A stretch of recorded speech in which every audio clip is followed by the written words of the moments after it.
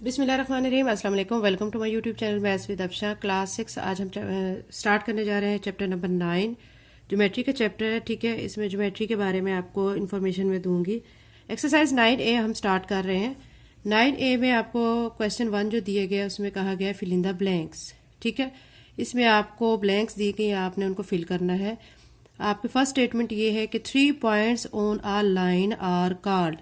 3 points एक line पर, ठीक है, एक लाइन है मतलब ऐसे एक स्ट्रेट लाइन है, उस पर 3 पॉइंट्स हैं, तो वो क्या कहलाएंगे? तो उनको हम कहेंगे कोलिनियर पॉइंट। एक ही लाइन पर 3 पॉइंट्स को हम क्या कहेंगे? Collinear points. ठीक है, सेकंड पे हमें कहा गया number of lines that can be drawn through a point are. एक पॉइंट से जो नंबर ऑफ लाइंस ड्रॉन की जाती है यानी बनाई जाती हैं, खींची की जाती हैं, तो वह कितनी होती हैं, कैसे होती हैं? वो अनलिमिटेड होती हैं, क्योंकि हम एक पॉइंट है यानी ये एक पॉइंट है, यहाँ से ऐसे भी ड्रॉ कर सकते हैं, ऐसे भी कर सकते हैं, ऐसे भी कर सकते हैं, यहाँ पे भी, यहाँ पे, यहाँ पे, तो वो अनलिमिटेड होंगी। तो यहाँ पे आप लिखेंगे अनलिमिटेड। ठीक है, only one line can be drawn through. सिर्फ और सिर्फ एक लाइन ड्रॉ की जाती है 2 पॉइंट्स में। ठीक है, या 2 पॉइंट्स है, ये पॉइंट है, ये पॉइंट है, इनके दरमियान सिर्फ आप एक ही लाइन ड्रॉ कर सकते हैं। तो यहाँ पे लिखेंगे only one line can be drawn through 2 points. अगर आपको 2 पॉइंट्स दिए गए हैं तो उसमें आप सिर्फ एक लाइन ड्रॉ कर सकते हैं। A line has dash dimensions, यानी जो लाइन है उसकी जो डायमेंशंस में क्या है? 1 लेंथ। लेंथ ही प्रेफरेंस करती है ना उसमें। अ line segment has dash and point. Line segment के जो एंड पॉइंट है वो कितने होते हैं? देखिए, लाइन सेगमेंट ये है आपकी लाइन, ठीक है, उसके ये 2 पॉइंट्स होते हैं, ये और ये, स्टार्टिंग और एंडिंग पॉइंट, यानी उसके कितने एंड पॉइंट्स होते हैं? आप लिखेंगे यहाँ पे 2 एंड्स पॉइंट, 2 एंड पॉइंट। ठीक है, ये होगी फिल इन द ब्लैंक्स वाला फर्स्ट क्वेश्चन। सेकंड क्वेश्चन की तरफ चलते हैं। State whether the followings are true और फॉल्स। आपने इनको स्टेटमेंट को बताना है कि ट्रू है कि फॉल्स है। फर्स्ट पे जो हमें दी गई, a line has a definite length. एक लाइन की डेफिनेट लेंथ होती है? नहीं। ठीक है, वो कितनी मर्जी हम लेंथ की ले सकते हैं, 4 सेंटीमीटर, 5 सेंटीमीटर, इससे आगे भी। ठीक है, तो वो कह रहे हैं डेफिनेट लेंथ नहीं, डेफिनेट नहीं है। यहाँ पे हम इसको स्टेटमेंट को कहेंगे ये फॉल्स है। 2 capital letters are use to name a line.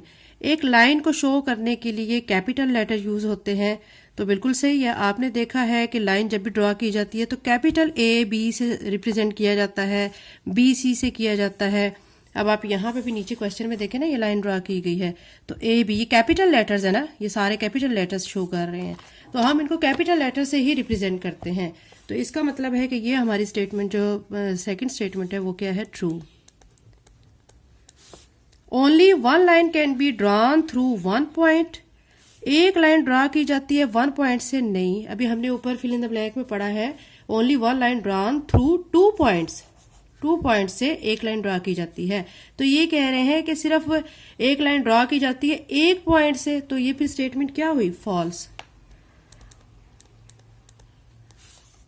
A line segment has a definite length. इसकी डेफिनेट लेंथ होती है, यह आपने बच्चों देखें ऊपर भी पढ़ा था कि इसकी लेंथ जो है वो क्या है? डेफिनेट नहीं होती। ठीक है, आपने कहना है सॉरी, ये जो है लाइन सेगमेंट है, और ऊपर जो आपने पढ़ा था लाइन पढ़ा था, लाइन की डेफिनेट नहीं होती। ठीक है, वो फॉल्स स्टेटमेंट थी। और लाइन सेगमेंट की डेफिनेट होती है, खास होती है। यानी ये एक लाइन आपकी ड्रॉ की गई है ना, ठीक है, अब इसकी तो एक लेंथ है जिसको हम स्केल से मेजर कर सकते हैं, तो इसलिए ये हमारी स्टेटमेंट फिर क्या हो जाएगी? ट्रू हो जाएगी। क्योंकि लाइन सेगमेंट में एंडिंग पॉइंट मौजूद होते हैं, पॉइंट ए और पॉइंट बी होता है, 2 पॉइंट होते हैं, तो इस वजह से फिर इसकी जो हम लेंथ जो है मेजर कर सकते हैं, तो इसलिए ये स्टेटमेंट हमारी ट्रू हो जाएगी। फिर है non current lines meet at point. ये एक पॉइंट पर मिलती हैं? नहीं, एक पॉइंट पर नहीं मिलती, तो ये स्टेटमेंट हमारी फॉल्स आ जाएगी। अब आपका क्वेश्चन 3 है। Observe the shapes below, name the line segment in each case. आपने ये एक शेप ये आपको दी गई है, एक शेप ये दी गई है, आपने इन दोनों शेप्स को 1 बाय 1 ऑब्जर्व करना है और उसमें जो बनती हैं लाइन सेगमेंट्स वो आपने लिखनी है। आप इस शेप को अब ऑब्जर्व करें, ठीक है।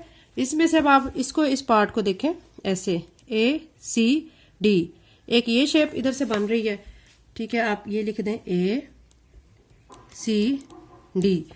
फिर आप इधर से देखें, इसको आप छोड़ दें इस पोर्शन को, इस पोर्शन को अब आप देखें BCD, आप यहाँ पे लिखें BCD।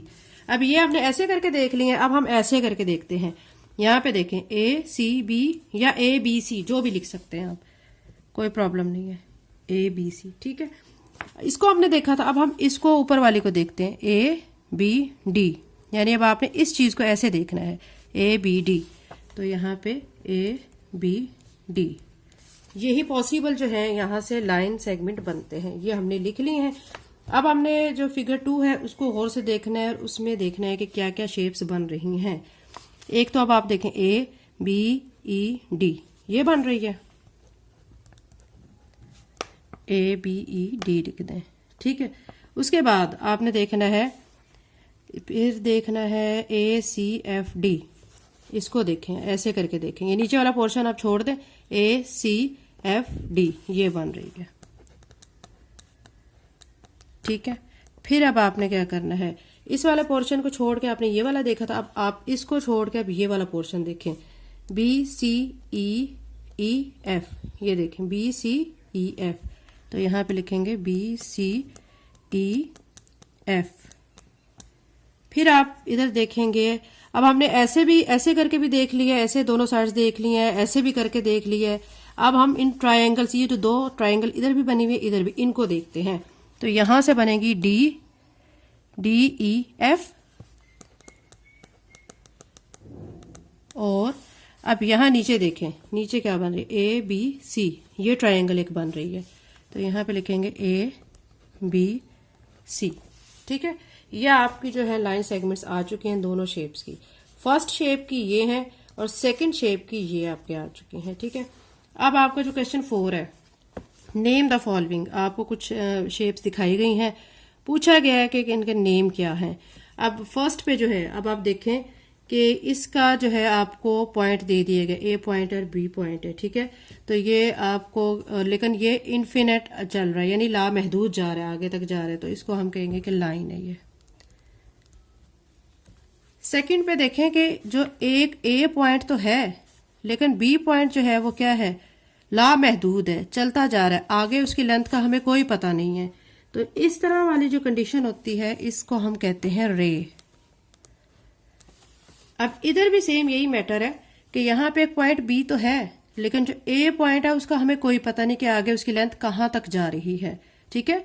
तो ऐसे जो लाइन जिसमें एक पॉइंट तो फिक्स होता है लेकिन दूसरा पॉइंट की एंडिंग नहीं होती, तो उसको हम रे का नाम देते हैं। तो ये भी क्या हो जाएगा, रे। अब ये आगे है पॉइंट, दोनों पॉइंट्स हैं जिनकी लेंथ फिक्स्ड है, यानी ये देखिए इसकी और इसकी दोनों आगे मजीद यहाँ पे नहीं जा रहे हैं इस साइड पे, ठीक है। तो ऐसी जो लाइन है वो क्या कहलाएगी, line segment, line segment. Question number 5 बच्चों हम करते हैं। क्वेश्चन नंबर 5 में हमें 3 पार्ट्स दिए गए, हम तीनों पार्ट्स को 1 बाय 1 करते हैं। फर्स्ट पार्ट में हमें कहा कि how many points are there on a line, एक लाइन पर कितने पॉइंट होते हैं। तो हमें इसका नहीं पता कि एक लाइन पे कितने पॉइंट्स आ रहे हैं, तो इनफाइनाइट।